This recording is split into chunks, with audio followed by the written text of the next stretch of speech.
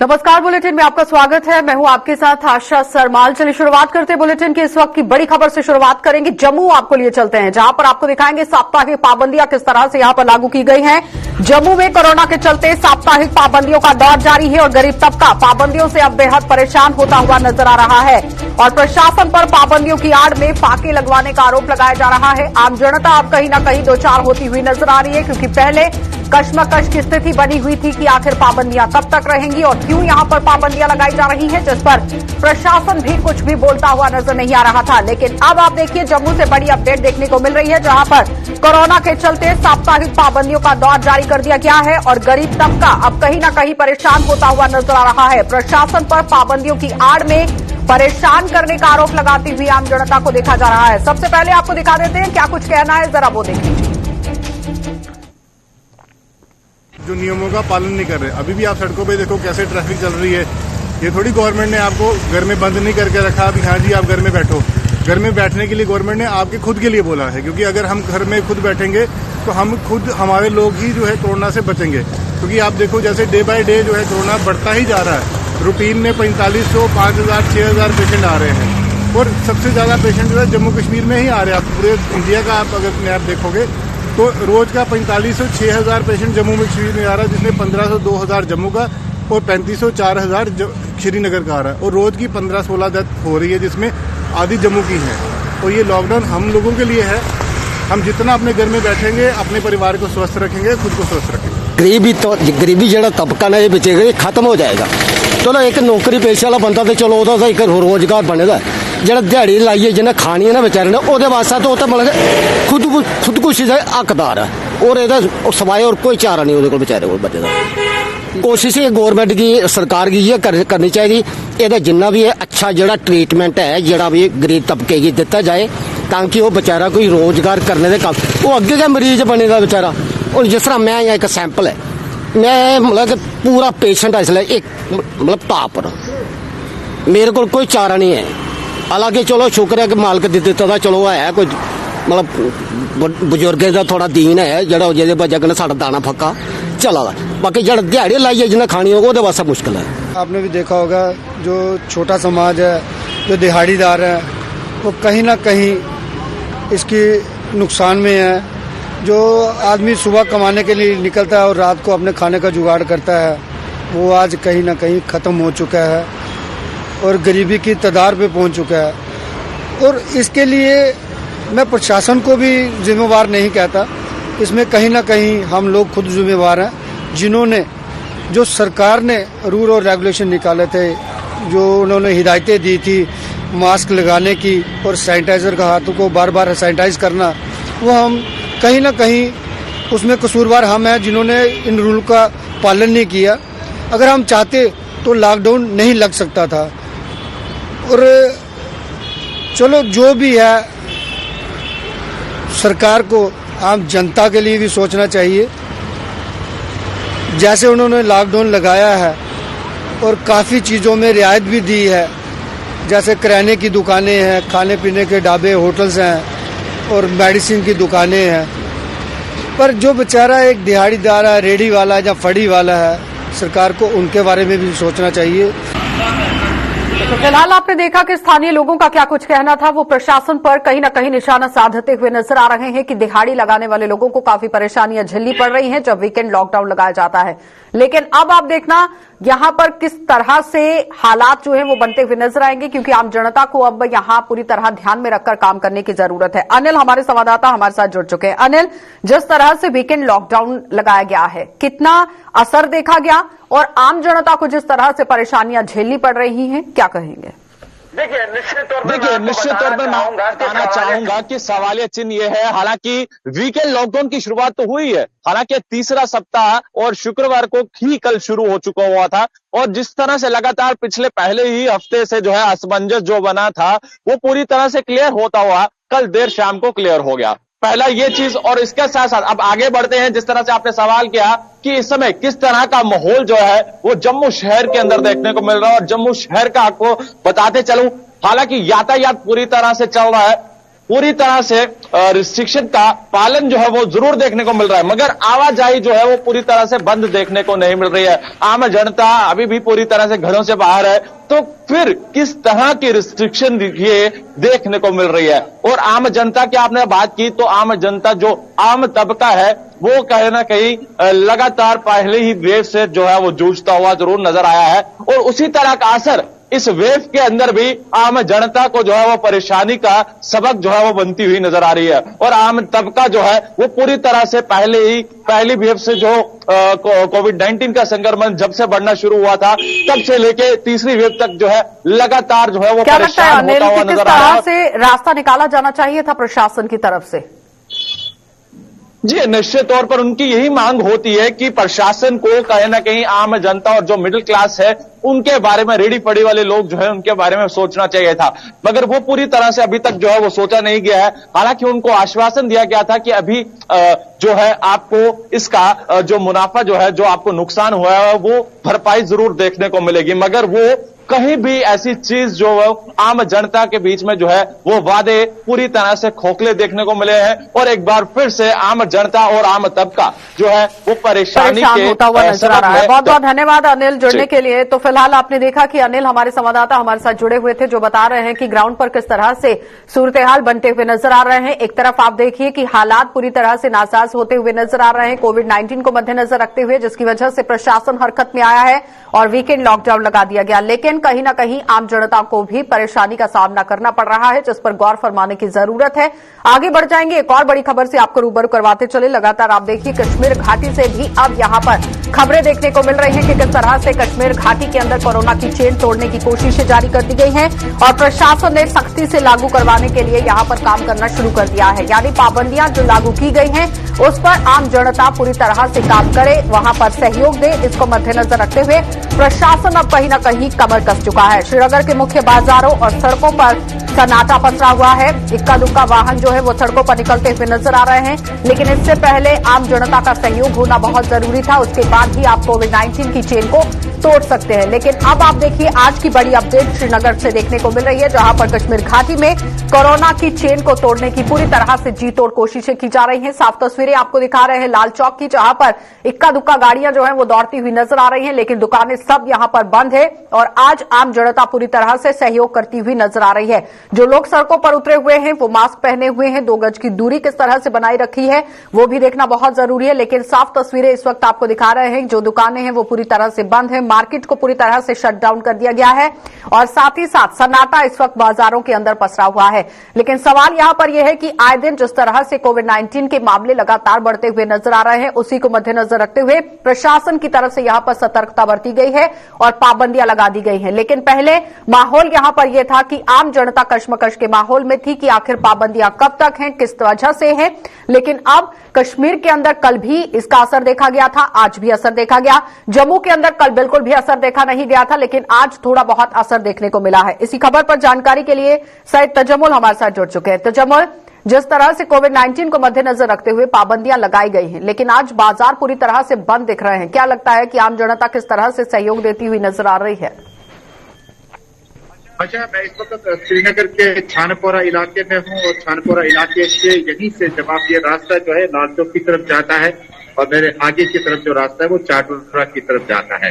तस्वीर में आप साफ तौर पर देख पाएंगे कि दुकानें और एस्टेब्लिशमेंट मुकम्मल तौर पर बंद है और जब पुलिस आने की यहाँ पुलिस का नाका भी कहीं न कहीं एक दो जगह पर दिखा और लोगों को समझाने की कोशिश की जा रही है कि जो इंतजामिया की तरफ से प्रशासन की तरफ से दिया गया और जुमेरात के बाद, जुमे के बाद, दोपहर के बाद सोमवार सुबह 6 बजे तक जो लॉकडाउन का असर है वाकई तौर पर दिख रहा है। दिखा दूं कि लाइव पिक्चर जो है वो छानपुरा में जो दुकान है और कारोबारी इदारे जो है मुकम्मल तौर पर बंद है और कोई भी शॉप जो है वो खुली नहीं पा रही है, सिवाय वो जो इमरजेंसी मेडिकल शॉप वगैरह आते हैं।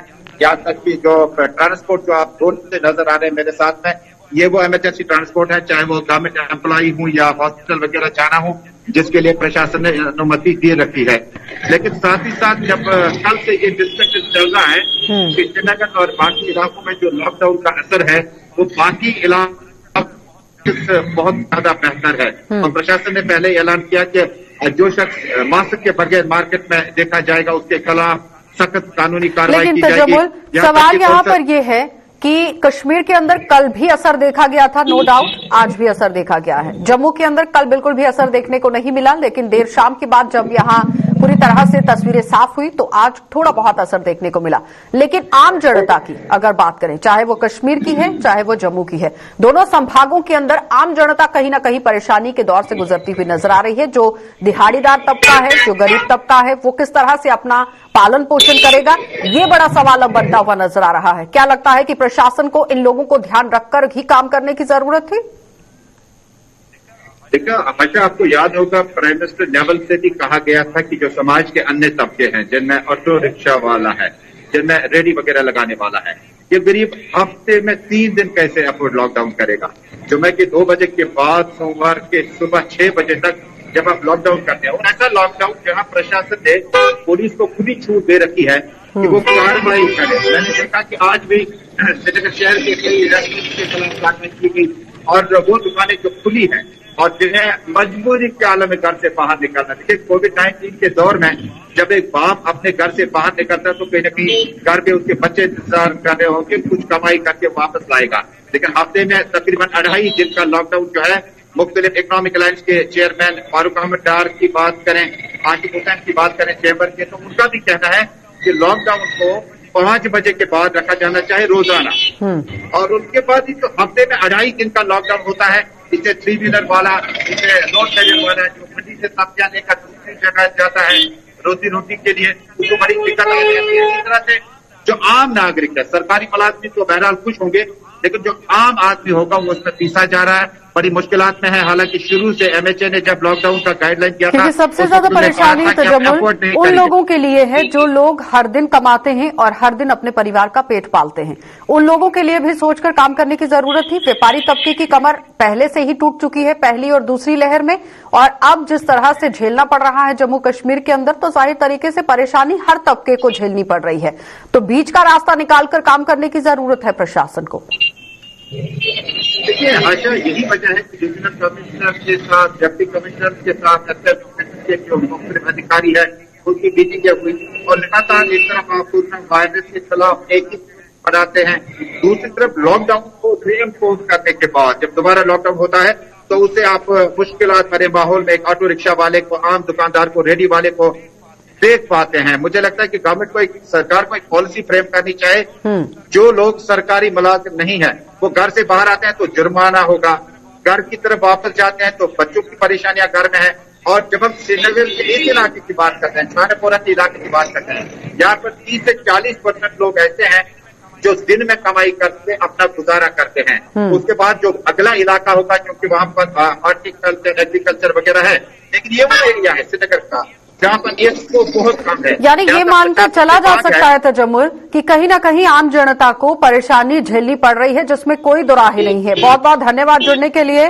तो फिलहाल आपने देखा कि सैयद तजम्मुल हमारे साथ हमारे सीनियर एडिटर जुड़े हुए थे, जो बता रहे हैं कि किस तरह से आम जनता को भी परेशानियां झेलनी पड़ रही हैं। बेशक आज यहां सन्नाटा पसरा हुआ है, बाजार पूरी तरह से बंद है, कोविड-19 को मद्देनजर रखते हुए प्रशासन की तरफ से यह फैसला लिया गया, लेकिन कहीं ना कहीं आम जनता को परेशानियां झेलनी पड़ रही हैं, इसमें कोई दुराही नहीं है।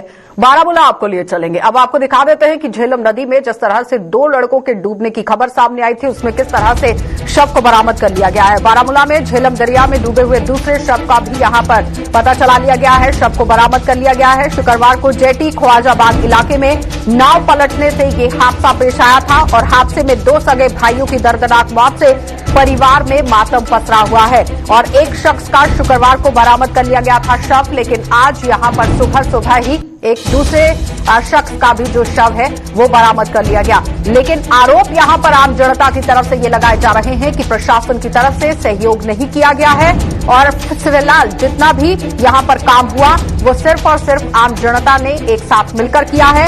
इस वक्त की बड़ी अपडेट श्रीनगर के बारामूला से आपको दिखा रहे हैं, जहां पर साफ तस्वीरें आप देखिए किस तरह से वहां पर प्रशासनिक अमला भी उमड़ा, लेकिन इस बीच में आम जनता कहीं ना कहीं आरोप लगाती हुई नजर आ रही थी। लेकिन ग्राउंड रियलिटी क्या है वो जान लेते हैं। बारामूला से ही हमारे संवाददाता इरशाद भट्ट हमारे साथ जुड़ चुके हैं। इरशाद, ये बताइए कि जिस तरह से यहां पर पूरा सर्च ऑपरेशन चलाया गया, क्या प्रशासन की तरफ से सहयोग हुआ कि नहीं? बिल्कुल, अगरचे हमने कल यहाँ पे ग्राउंड जीरो पे देखा, क्योंकि अगरचे देखा जाए ये जो दो नौजवान जिनकी मौत वाक़ा हुई, एक नसीर अहमद और हिलाल अहमद, ये बांडीपुरा के रहने वाले थे और इसके साथ साथ ये यहाँ पे जिले बारामूला के ख्वाजबाग चट्टी में काम कर रहे थे। ये रेत का काम कर रहे थे और कल जो है एक यहाँ पे दिलदोज एक हादसा पेश आया जिसमें दो भाइयों की मौत वाक़ा हुई, किश्ती वहां पे डूबी। और इसके साथ साथ देखा जाए, क्योंकि कल जो है एक बॉडी रिकवर की गई थी SDRF की जानिब से, चाहे मुकामी लोगों की जानिब से, जो कल रेस्क्यू ऑपरेशन चलाया गया। इसमें जम्मू कश्मीर पुलिस के साथ साथ चाहे फौज की बात करें, उन्होंने यहाँ पे जो है रेस्क्यू ऑपरेशन चलाया और इस वक्त जो है दूसरी बॉडी अभी थोड़ी देर पहले जो है यहाँ पे निकाली गई। फिलहाल जो है यहाँ पे अगर देखा जाए जिले बारामूला के ख्वाजबाग इलाके की बात करें, जहाँ पे नेशनल हाईवे है, नेशनल हाईवे के पास में उन्होंने बाज़ाब्ता तौर पर आज प्रोटेस्ट किया। ये जो बांडीपुरा के लोग, इनके जो लवाकिन यहाँ पे आए हैं और ख्वाजबाग जट्टी के मुकामी लोग, इन्होंने बाज़ाब्ता तौर पर जो है यहाँ पे प्रोटेस्ट किया जिले इंतजामिया के खिलाफ। और इनका ये कहना है जिस तरह से यहाँ फैसिलिटी होनी चाहिए उस तरह के इकदाम यहाँ पे नहीं उठाए गए जिला इंतजामिया की तरफ से। लेकिन इरशाद, यहाँ पर सवाल ये भी है, आम जनता ये भी आरोप लगा रही है कि प्रशासन की तरफ से समय रहते सहयोग नहीं किया गया। समय रहते अगर सहयोग किया गया होता तो तस्वीरें कुछ और होती।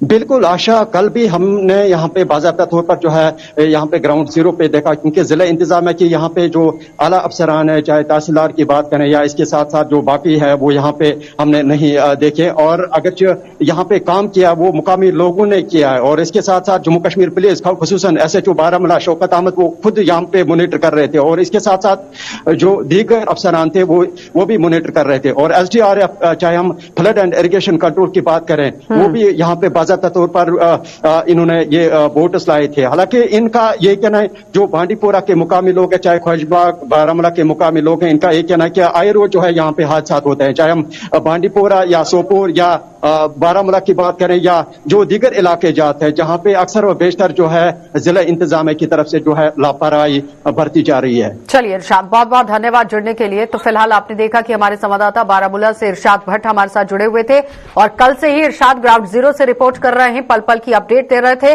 कि किस तरह से यहां पर यह बड़ा हादसा पेश आया है। दो युवकों के डूबने की खबर सामने आई थी, लेकिन साथ ही आम जनता की तरफ से आरोप यह लगाया गया कि प्रशासन की तरफ से सहयोग नहीं किया गया। अगर समय रहते सहयोग किया गया होता तो तस्वीरें बदली हुई होती। आगे बढ़ जाएंगे, डोडा आपको लिए चलते हैं, क्योंकि डोडा से भी अब आपको तस्वीर दिखाना बहुत जरूरी है।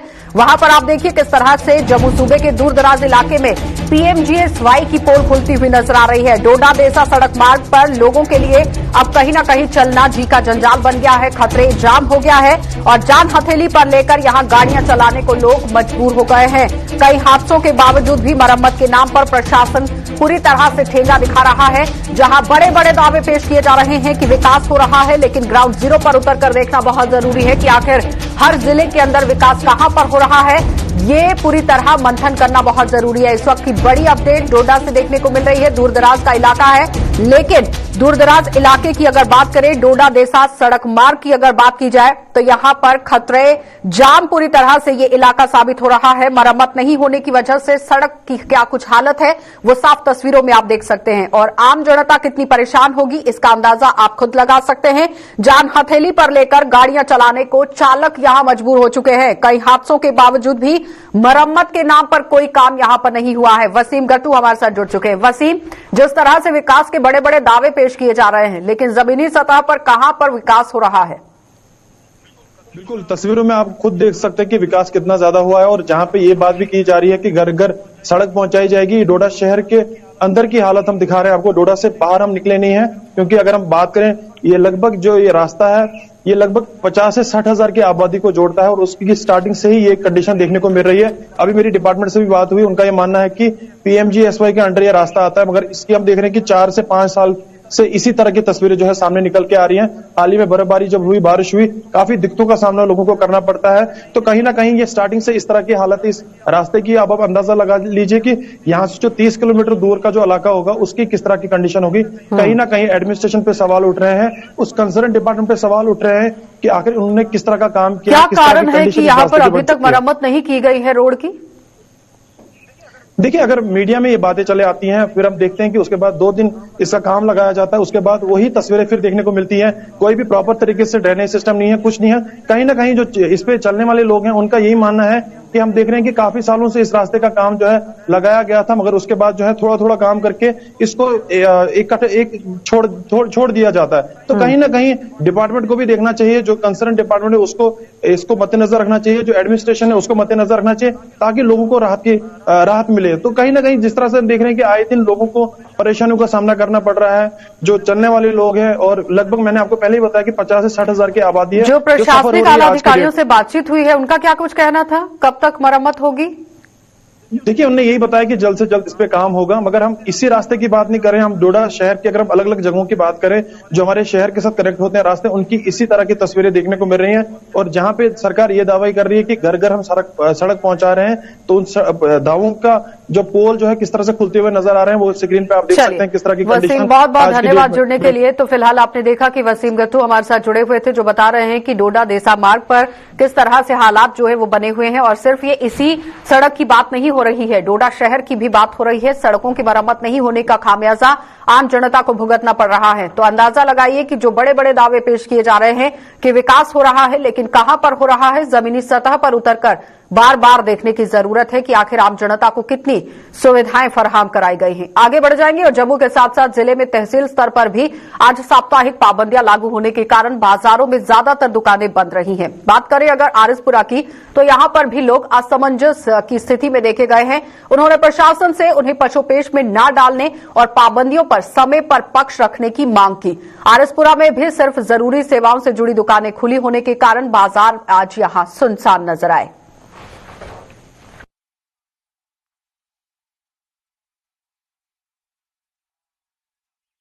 तो जम्मू के जीएमसी और इसके सहयोगी अस्पतालों में कोविड के 90 नए मरीज जो हैं वो देखने को मिले हैं। 19 नए मरीज यहां पर भर्ती हुए हैं और उसके साथ ही अस्पतालों में अब ऐसे मरीजों की संख्या 98 हो गई है। और जीएमसी अस्पताल में 61, डीआरडीओ में 25 और गांधीनगर अस्पताल के अंदर 12 मरीजों का इलाज चल रहा है। और अच्छी खबर यह है कि इन सभी अस्पतालों से 20 और मरीज स्वस्थ होकर अपने अपने घरों को लौट गए हैं।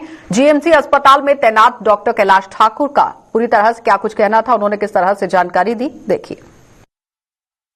गवर्नमेंट मेडिकल कॉलेज और एसोसिएटेड हॉस्पिटल में 19 पेशेंट जो है नए कोविड-19 से जो है एडमिट हुए हैं। हमारे पास जो एडमिटेड पेशेंट्स थे उनमें से 20 पेशेंट्स जो है हमने ठीक होने के बाद जो है डिस्चार्ज किए हैं। अभी हम कुल मिला के हमारे पास 98 पेशेंट जो है एडमिटेड है, जिसमें से 61 पेशेंट जो है जीएमसी हॉस्पिटल बख्शीनगर वाले हॉस्पिटल में है, 12 पेशेंट्स एमसीएच गांधीनगर में एडमिटेड हैं और 25 पेशेंट जो है वो डीआरडीओ हॉस्पिटल भगवती नगर में एडमिटेड हैं। पिछले 24 घंटे में एक पेशेंट की जो है वो डेथ हुई है, वो 70 ईयर ओल्ड पेशेंट थे। एक्यूट कोरोनरी सिंड्रोम करके हमारे पास एडमिट हुए थे और इंसिडेंटली जो है उनको कोविड निमोनिया भी हुआ था, उसकी वजह से फिर उनकी डेथ हुई अनफॉर्चुनेटली। बाकी जो जितने पेशेंट्स हमारे पास एडमिटेड हैं, मोस्ट ऑफ देम वो ट्रीटमेंट को बहुत अच्छी तरह से रिस्पॉन्ड कर रहे हैं और आने वाले दिनों में हमें पूरा यकीन है कि वो सारे जो है स्वस्थ होके डिस्चार्ज होके अपने घरों को चले जाएंगे। कोरोना महामारी से निपटने के लिए सरकार ने अस्पतालों के साथ साथ पंचायतों में भी कोविड सेंटरों को बना दिया है, ताकि कोरोना संक्रमितों का इलाज उनके अपने ही गांव में संभव हो सके और उन्हें इलाज के लिए भटकना न पड़े। लेकिन जिला उधमपुर की पंचायत दरसू के पंचायत सदस्यों और स्थानीय लोगों ने सरकार की इस व्यवस्था पर सवाल उठा दिए हैं। इन लोगों ने आरोप लगाया है कि सरकार ने कोविड सेंटर के नाम पर केवल 3 बेड उपलब्ध कराए हैं और इसके अलावा इन सेंटरों पर कोरोना के इलाज के लिए एक टैबलेट तक उपलब्ध नहीं है और यहां तक कि उनकी पंचायत में बनाए गए कोविड सेंटर में पानी तक की व्यवस्था नहीं है। इन लोगों के मुताबिक सरकार ने केवल जनता को गुमराह करने के लिए सेंटर यहां पर बनाए हैं। हमारे पास यहाँ पे पानी नहीं है। पानी के लिए हमने एक टेंडर अपने पैसों से जो बजट से रखा हुआ था करीबन कोई 80,000 रुपये का, लेकिन कहते हैं कि टेंडर लग चुका है, लेकिन अभी तक हमारे पास वो पानी की पाइप जो नहीं लगी है इसमें। तो मैं ऊपर वाले से यही दुआ करता हूं कि हमारी पंचायत बिल्कुल सक्सेस है, जहां कोई पॉजिटिव केस नहीं आए। अलबत्ता कोई पॉजिटिव केस आ भी जाता है तो हमें सबसे ज्यादा परेशानी पानी की है, क्योंकि बाथरूम पेशेंट के लिए बाथरूम यूज करना पड़ता है, तो जहां पे पानी नहीं है। मैं प्रशासन से यही अपील करना चाहता हूं कि जल्द से जल्द जहां पे पानी लगाया जाए। देखिए सामान तो आपके सामने पड़ा हुआ है, जो भी है एक हमें ये मशीन भी उन्होंने दी है। पिछले बार तो मैडमें आती रहती हैं बीच बीच में कोविड सेंटर चेक करने के लिए, लेकिन वहां पे कोई सर्जन या वैसे कोई डॉक्टर यहाँ पे अभी तक नहीं आया है।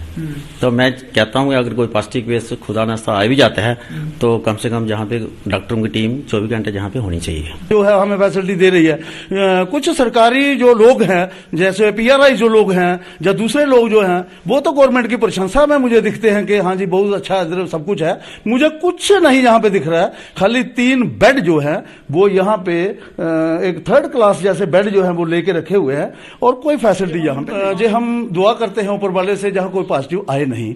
लेकिन मैं आज सुबह सुन रहा था पिछले 24 घंटों में जम्मू एंड कश्मीर में 5700 समथिंग केसेस आए हैं। तो इसकी क्या गारंटी है कि हमारे दरसू और गुड़ार जो है इसमें कोई जो पेशेंट है ओमिक्रॉन का वो नहीं आ सकता है, वो कभी भी आ सकता है। तो लिहाजा वो अपना पानी घर से लेके आएगा, बिजली घर से लेके आएगा, कैंडल पकड़ के घर से आएगा। तो यहाँ पे ना कोई डॉक्टर होता है, ना कोई नर्स होती है, ना कुछ होता है, यहाँ तो कुछ नहीं है। ये खाली एक सरकार का जो बहुत बड़ा स्कैम फ्रॉड जो है मैं कहूंगा ये सामने देखने को जो है वो देखने को मिल रहा है। और यहाँ के लोग जो हैं वो तो बेचारे, अब मुझे 3 यहाँ पे बेड दिख रहे हैं, सुफिशिएंट नहीं है, बिस्तर यहाँ पे इस पे नहीं है, यहाँ पे कोई एक टैबलेट नहीं है इस कोविड सेंटर में। मुझे नहीं लगता है कि यहाँ पे कोई बुखार की टैबलेट जो है वो यहाँ पे पड़ी हो। बट मैं इसको कोविड सेंटर बोलने के लिए तैयार नहीं हूँ क्योंकि यहाँ पे ना तो मास्क दिखता है, ना तो यहाँ पे कोई पानी की बोतल दिखती है और ना ही जहाँ पे कोई दवाई की एक। तो सबसे पहले तो किशोर जी मैं तो ये कह नहीं सकता कि ये जो जितने भी बेड्स हैं इन पे हम किसी कोविड पेशेंट को सुला सकते हैं, क्योंकि आप खुद देख रहे हैं एक गद्दा है और उसके ऊपर एक ग्रीन कलर की एक बेडशीट है और एक कंबल है और एक उसके साथ तौलिया या आप पिलो लगा लीजिए। मुझे नहीं लगता कि इतनी बारिश में कोई भी कोविड पॉजिटिव जो पेशेंट है वो इन बेड को यूज कर सकता है। और सबसे बड़ी बात आप जो कह रहे हैं कि कोविड की बात कर रहे हैं, तो मैं हमारे आगे पीछे पता नहीं कितने कोविड पेशेंट्स जो हैं हमारी पंचायत में घूम रहे हैं, हमें इस चीज का तो पता ही नहीं है। आज government rat test, RT-PCR test वगैरह जो है गवर्नमेंट करवा रही है, लेकिन हमारी पंचायत में ऐसा कुछ हुआ है नहीं। तो हम ये भी नहीं कह सकते कि हमारी पंचायत में कोई कोविड पॉजिटिव केस हो नहीं सकता। चलिए बुलेटिन में फिलहाल इतना ही। देश और दुनिया की खबरों के लिए आप बने रहिए गुलिस्तान न्यूज के साथ।